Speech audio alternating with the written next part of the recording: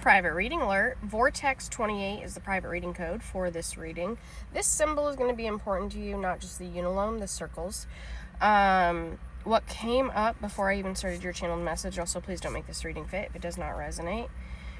Clues and indicators that you need to know. First was the golden ratio and the Pythagorean theorem.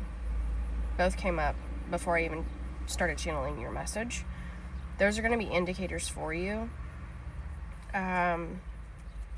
for something that you're looking for.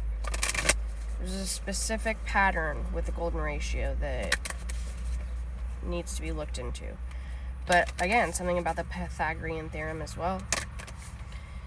You'll understand once you look into it. It'll click for you. There will be something that just sparks. You're going to go through a period here shortly where you're almost going to feel very confused, like blurred vision. This is your body kind of going through energetic light code activations and ascensions. After this period, you're probably going to feel very exhausted for about a week, more tired than usual. It's your body's way of recalibrating and resting before a major spark. Once that period kind of ends, what's going to end up taking place is you're going to go through a massive, few day period, up to a week probably, maybe longer, where you are hyper focused on a very specific thing because you're going to find something that you've been looking for a long time. It's a missing link in a chain that you're going to put together in your overall puzzle piece. And this is going to spark madness within you. Creative madness, good madness. But you're going to kind of go on this, I almost said bender, creative bender, mathematical bender, coding bender, and you're going to create some of your best work. This is going to tie into a lot of other things. So it's almost like your ancestors, your spirit team, is going to knock you out for a week, make you real tired, get you resting a bit, specifically for the following period when you are going to go through mass, and I just saw a white butterfly, mass bursts of activations of creative codes, of creative keys in your project you're currently working on. This is it's very similar to when Einstein discovers something he's been looking for, and then all of a sudden he's got the crazy hair because he's been up for a week. That's going to be you. Your spirit team is encouraging you to ground, even if you only do it for 10 minutes a day during that rest period.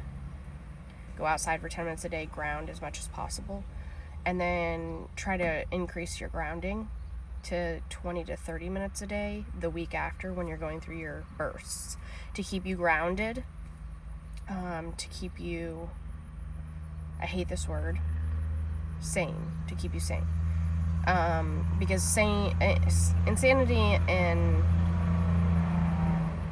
the opposite of it, not insane, sorry, I'm half awake, 9:33 on the timer, is just a term that the Muggles coined, and usually they coin it for greatness. So that may be relevant for you. There may have been something in there I just said that's important. So that's what your next couple weeks are going to look like, but your next cycle is going to be very empowering for you, mainly because you're closing out something you've been working on for a while. You may also have some stomach issues during this time, and it's your body cleansing itself. So you may want to go on a water diet, low carb diet during this time frame. Think of it like you don't want to compile shit inside of you that maybe literally you don't want to compile a bunch of stuff, getting your hard drive all mucked, all discombobulated. So really light foods and or water cleansing. But if during that week where you're resting more and you're kind of recharging, you go through the water cleanse, it may in fact even help with your hyper focus the following week. Also, there may be something important about the Navy and or military vets that comes up. during that time. You may even run into, at some point in the next couple weeks, a military vet that tells you something intriguing. Observe and listen more to the conversation than partaking in it, because there's going to be something in there that, like, it's a silent clue for you. Alright, so the Mythos deck, gods, goddesses, mortals, immortals throughout history,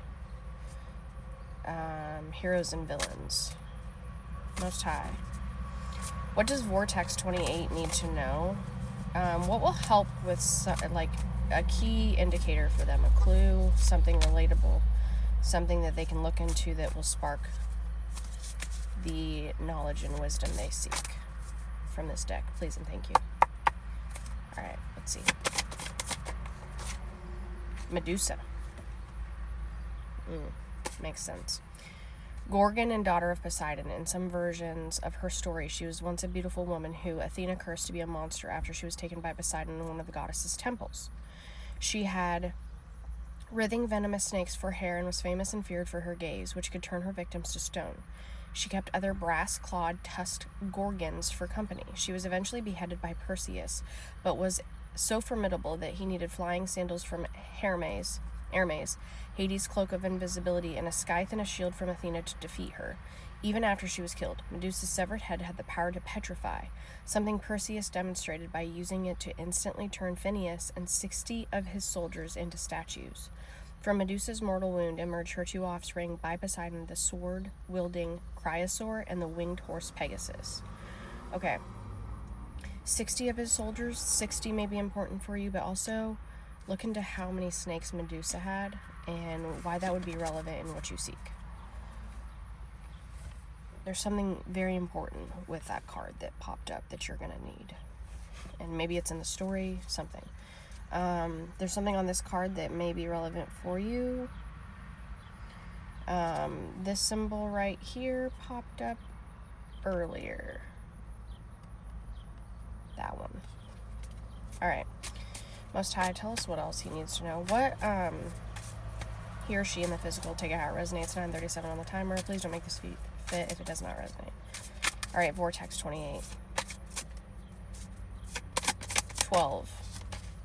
Look at the clock and why did they choose 12 and not 13? And if you were to input into a computer a pi with 13 instead of 12, because 12 can be divided by 4 quadrants.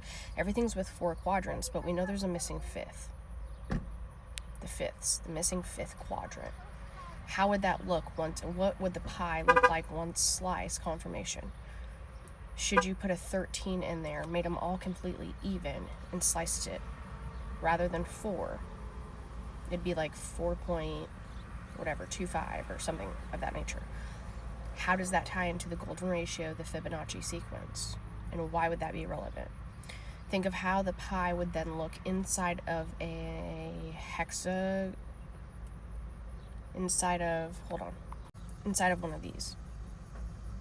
If you were to put that pi now with that new ratio inside of here, what would that equation look like? And then what would it form later? How would that be of importance, and why would they hide it? You feel me? Symbol for Mars on this card also came up earlier when I was doing your reading. This symbol right here. An arrow points in a direction. Why would they want an arrow attached to a circle? Because remember, even with astrology, the symbols and everything else are made up. It's an additional language, just like math is its own language.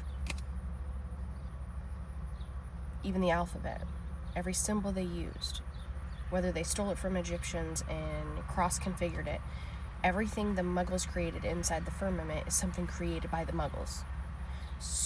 Everything has meaning. So why would they throw an arrow after a circle when we know what a circle is? And how does that resonate with 0? Like 0-point gravity. Because it also is just like a clock, a circle, and you've got a hand, and it points.